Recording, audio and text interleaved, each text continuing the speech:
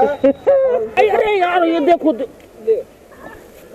आगे भी ऐसे ही पटरी खुदवा के ले जाएं इनको प्लेटफॉर्म की तरफ से। काफ़ी मेहनत का काम है और जो ये मेहनत दे रहे हैं इस मेहनत को हर एक शख्स को लाइक करना चाहिए और अप्रिशिएट करना चाहिए।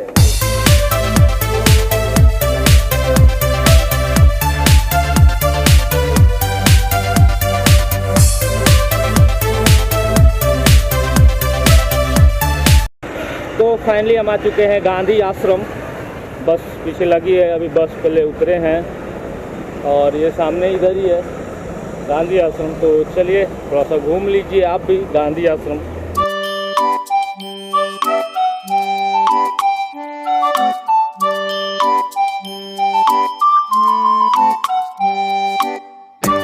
गाइड रहेंगे हमारे, पहचान ही रहे होंगे प्रमोद जी। तो चलिए बताइए क्या है। गांधी जी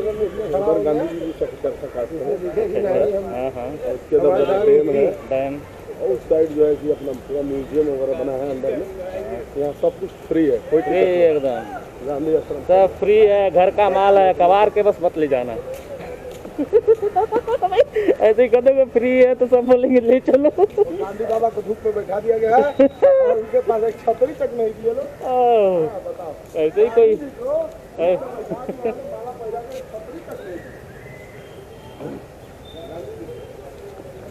और इधर है संग्रहालय।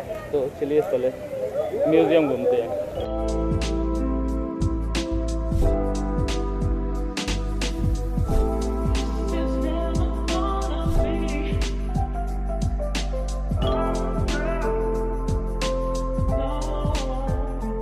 साबरमती आश्रम भारत का वह स्थान है जहां पर राष्ट्रपिता बापू रहा करते थे। इस स्थान पर रहते हुए महात्मा गांधी ने देश को एक नई दिशा देने का कार्य किया। इस आश्रम को गांधी आश्रम अथवा सत्याग्रह आश्रम भी कहा जाता है। यह आश्रम साबरमती नदी से लगभग 4 मील दूर गुजरात के अहमदाबाद में स्थित है। इस स्थान पर महात्मा गांधी ने अपनी पत्नी के साथ 12 वर्ष का जीवन व्यतीत किया था। गांधी जी जब दक्षिण अफ्रीका से अपनी पढ़ाई पूरी कर लेने के बाद भारत आए और अपने प्रथम आश्रम की स्थापना अहमदाबाद के कोचरब में जीवन लाल के बंगले में किया। इस स्थान का नाम उन्होंने पहली बार सत्याग्रह आश्रम रखा। यह आश्रम उन्होंने 25 मई 1915 में स्थापित किया था, किंतु गांधी अपने आश्रम में खेती बाड़ी पशुपालन जैसे कार्य करना चाहते थे, जो इस आश्रम में मुमकिन नहीं था।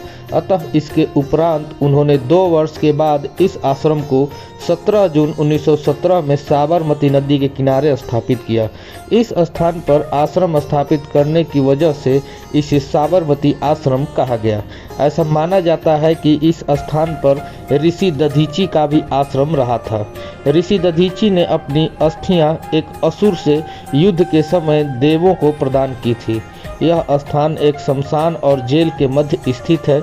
यहाँ पर रहते हुए वर्ष 1930 ईस्वी तक इन्होंने स्वतंत्रता संग्राम की लड़ाई लड़ी। इस वजह से इस स्थान का ऐतिहासिक महत्व है। जब अंग्रेजों ने देश में नमक कानून पारित किया था, उस समय महात्मा गांधी ने इसी स्थान से डांडी मार्च किया था और डांडी पहुंचकर नमक कानून तोड़ा था। इस तरह से यह स्थान कई लोगों के लिए एक आदर्श स्थल बन गया, जहां पर गांधी जी के करीबी अनुयायी भी रहते थे। इस आश्रम में गांधी जी ने एक पाठशाला जैसा स्थान भी बनवाया था। इस पाठशाला का मुख्य उद्देश्य यहाँ पर रहने वाले लोगों को मानव श्रम, खेती बाड़ी और शिक्षा का महत्व समझाना था और साथ ही आश्रम के अनुयायियों को प्रशिक्षित करना भी था। इसके बाद 12 मार्च वर्ष 1930 को महात्मा गांधी ने यह शपथ ली कि जब तक भारत पूरी तरह से स्वतंत्र नहीं हो जाता, वे आश्रम में अपना कदम नहीं रखेंगे। हालांकि काफ़ी संघर्ष के बाद भारत को 15 अगस्त 1947 में आज़ादी तो प्राप्त हो गई, किंतु इसी के बाद 30 जनवरी 1948 में महात्मा गांधी की हत्या कर दी गई और गांधी आश्रम नहीं लौट सके। साबरमती आश्रम में प्रतिवर्ष लगभग 7 लाख भ्रमणकारी घूमने के लिए आते हैं। आश्रम प्रतिदिन सुबह 8 बजे से शाम 7 बजे तक खुला रहता है। इस स्थान पर आने वाले लोगों को आश्रम से संबंधित सभी स्मृतियाँ जैसे लेखन, पेंटिंग, रिकॉर्डिंग आदि से परिचित कराया जाता है। इस म्यूजियम में महात्मा गांधी के हाथ का चरखा और उनके द्वारा प्रयोग किए गए लेखन के लिए टेबल को बहुत अच्छे से रखा गया है। इस स्थान पर महात्मा गांधी के जीवन से संबंधित सभी विशेष वस्तुएं भी रखी गई हैं। इस स्थान पर आने वाले लोग और युवाओं को महात्मा गांधी जी के महान विचारों से अवगत कराया जाता है। इस तरह से यह स्थान एक बहुत बड़ा ऐतिहासिक महत्व का स्थान रखता है। इस स्थान पर भ्रमण करने से महात्मा गांधी के विचारों को समझने में काफ़ी आसानी होती है और जीवन में सत्य अहिंसा के महत्व का पता चलता है। अतः भारत के इतिहास को समझने के लिए इस स्थान का भ्रमण आवश्यक है, जो कि अपने आप में भारतीय संस्कृति को समाहित किए हुए है।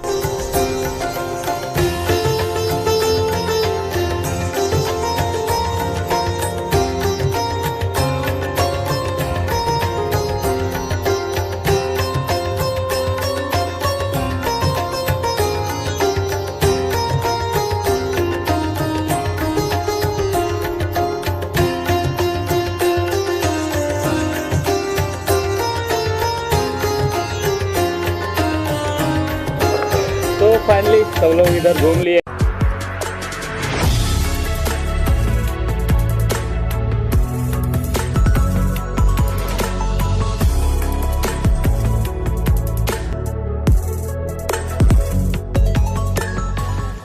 तो फाइनली हम लोग पहुंच चुके हैं बटवा स्टेशन। बटवा या बटुआ?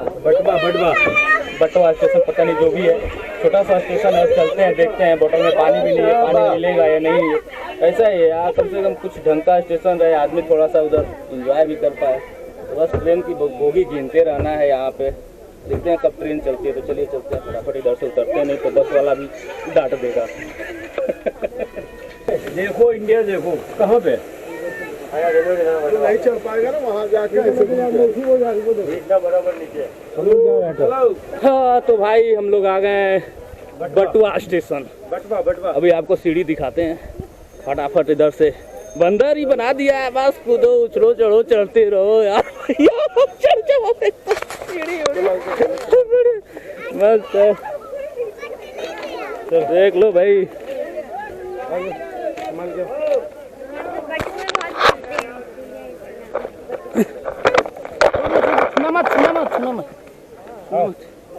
पैर ऊपर रखो। हाँ आ जाओ, आओ। तो कुछ ऐसे यहाँ चढ़ना था। मजा आया चढ़ के। सीढ़ी नहीं है क्या? है उधर से है, बस ये ऐसे ऐसे जगह लगा दे रहा है, कुछ पता ही नहीं चल रहा है क्या है कैसे है।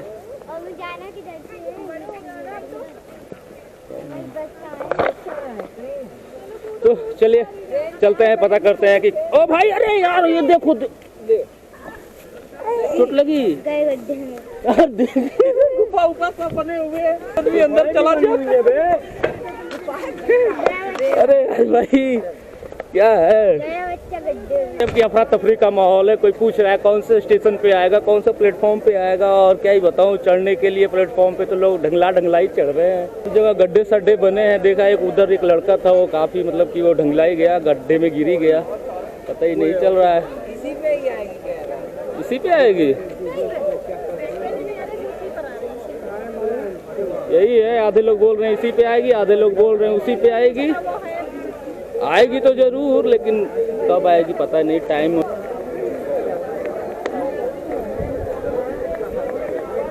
तो फाइनली क्या नाम हुआ सर आपका? मेरा नाम श्री प्रकाश मिश्रा है। श्री प्रकाश मिश्रा, और मैं हूँ सुधीर कुमार तिवारी। Very good. तो सर मतलब कि अच्छा लगा, मतलब ऐसे लोगों से मिलके अच्छा लगता है जो आपने कि काम की तारीफ करें, कहें कि नहीं कुछ हो रहा है। बाकी ऐसे लोग सोचते हैं कि भाई ये बंदा 10 मिनट का वीडियो बनाया, क्या बनाया होगा, लेकिन इनको पता है कि मैं कैसे इस वीडियो को पूरा बना रहा हूँ, साथ में घूमना। इसमें काफ़ी मेहनत का काम है, और जो ये मेहनत दे रहे हैं, इस मेहनत को हर एक शख्स को लाइक करना चाहिए और अप्रिशिएट करना चाहिए। बाकी आप he doing a good job. Thank you. और बाकी आप वीडियो में देख ही रहे होंगे, काफ़ी अच्छा सीरीज चल रहा होगा ये। और ये अब तो धीरे धीरे, आज तो हम लोग की यात्रा की तो समाप्ति हो गई है, आज तो दर्शन तो ख़त्म ही हो गए हैं। अब तो यहाँ से हम लोग वापसी चलेंगे, घर की ओर बढ़ेंगे। तो फिर भी अभी घर जाने में एक दिन और बचे हुए हैं, तो एक सीरीज और रहेगा। चलिए एंजॉय करते रहिए। और हम लोग अभी हैं बटवा। आपने देखा है कि कैसे मैंने मशक्क़त करके पहले तो पटरी पे किया और वहाँ पे बच्चा गिर गया और फिर भैया आ गए। थोड़ा सा भैया मतलब फ्रस्ट्रेट जब आदमी होता है ना, सोचता है कहाँ निकाल दे। हिसाब से IRCTC ने जो ये ट्रिप मैनेज की है बुजुर्गों के लिए, इसमें लग रहा है सारे बुजुर्गों की उम्र 16 से 20 वर्ष की आयु है। जिस प्रकार से पिछले 3 दिनों से ये पटरी स्टेशन 6-6 फुट की स्टेशन पे कूद कूद के बुजुर्ग चढ़ के और स्टेशन पे आ रहे हैं, ट्रेनों में जा रहे हैं। इस प्रकार से ये लग रहा है ये सभी बुजुर्ग 14 से 16 से 20 वर्ष की आयु के हैं। और अगर IRCTC को इन्हीं आयु वर्ग के बुजुर्गों को ले जाना है तो हमेशा आगे भी ऐसे ही पटरी कुदवा के ले जाएं। इनको प्लेटफॉर्म की तरफ से स्टेशन ले जाने की कोई आवश्यकता नहीं। धन्यवाद। तो बैठे कैसे हैं ये देखो,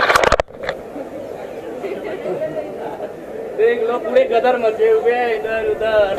अभी अगर कुछ भी होता है ना तो समझ लोगे काफी मतलब IRCTC की वेबसाइट पे डाल दिया।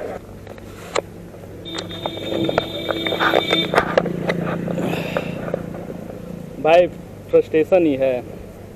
उधर से मैं आ गया भाई, वो जो बात कर रहा था ना उधर से आया, पूरा ओठ मेरे सूख गए यार, गले सूख रहे हैं।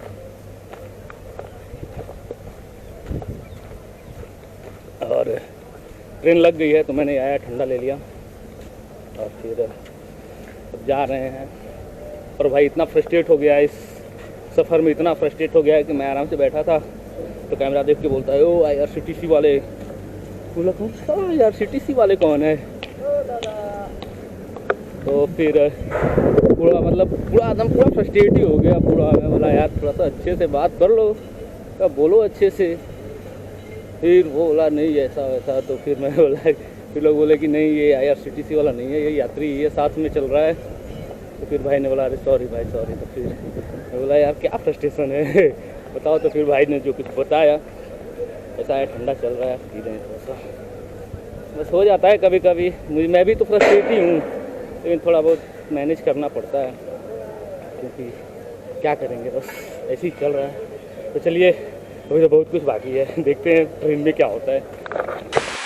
तो फाइनली फ्रेंड्स खाना वाना मैंने खा लिया है और अब तो कहीं घूमना है नहीं, बस ट्रेन ही चलना है। तो सब लोग आराम कर रहे हैं और लगभग 9:30-10 तो बज ही गए हैं। तो मैं भी जा रहा हूँ अब सोने ही, क्योंकि अब तो ट्रेन में ही है, कहीं उतरना है नहीं। तो आराम से कुछ काम होगा तो फिर सुबह करेंगे। तो चलिए अब मिलते हैं नेक्स्ट ब्लॉग में। तब तक आप एंजॉय करते रहिए, खुश रहिए और अपना ख्याल रखिए और आपको पता है कि क्या करना है। चलिए मिलते हैं नेक्स्ट ब्लॉग में।